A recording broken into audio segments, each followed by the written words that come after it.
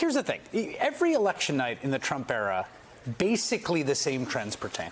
And again tonight, like, Haley is now the proxy for the anti-Trump vote. Like, where is she doing well? Well, she's overperforming in places with high degrees of college attainment and in denser areas, right? Yeah. Those have been, when you control for other demographics, those are, and she's clobbering him where Dartmouth is, of course, and she's getting clobbered in Berlin, you know, in the north, in these industrial places and rural places. We have seen this time and time again. Here's the thing about this. Donald Trump is a uniquely polarizing figure in American politics and has been from the beginning. And sometimes, in certain contexts, like a Republican primary, that polarization cleaves such that he wins more voters off the polarization than he loses on it.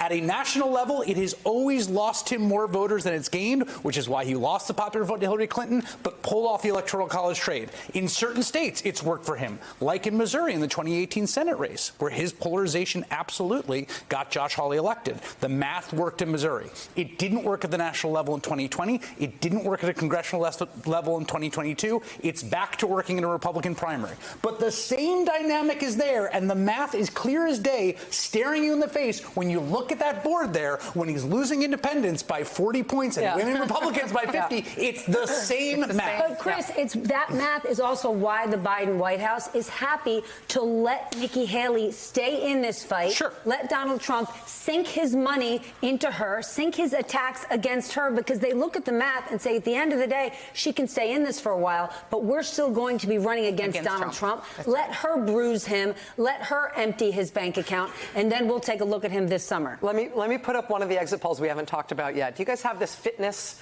exit poll? Can we put this up there? And this is comparing between Iowa and New Hampshire. The question here is, if Trump is convicted, is he fit to be president? Iowa electorate and the Iowa Republican caucuses last week, 65% of them said if Trump is convicted, he's still fit to be president. But nearly a third, 31%, said if he's convicted, he is not fit to be president. I mean, that is an Iowa caucus that Donald Trump won by 30 points, and still nearly a third of the people who turned out in that caucus said if he's convicted, I'm out. Look at New Hampshire tonight.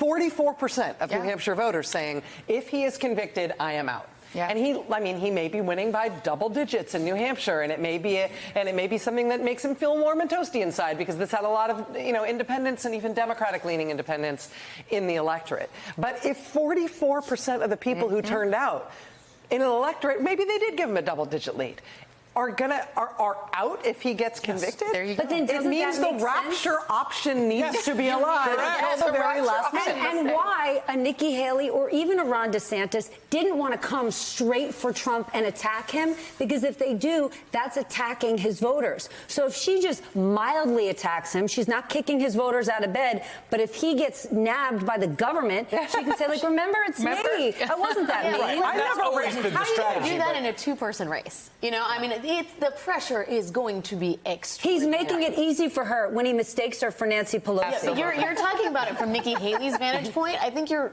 not really the MAGA base, which already doesn't like Nikki Haley and everything she represents, from her heritage to her corporate ties to her sort of rhino-esque impression that she's left, I think, on some of the field, is going to hate her even more if she is the thing standing between Donald Trump and the nomination. And that level of rage is going to go through the roof. I mean, the level of rage, the problem is it's a ping pong, right? It's attached to a cord that keeps hitting Donald Trump in the face, to Chris's point, is that every time he hits her in a way that just happens to remind whatever independents are left out there that can't decide. He is constantly reminding people of why he is unacceptable to so many people. Can I just say one last thing? Yeah. Just the end of this race was the most perfect distillation of the Donald Trump versus the rest of the field, which is that he closed on two messages.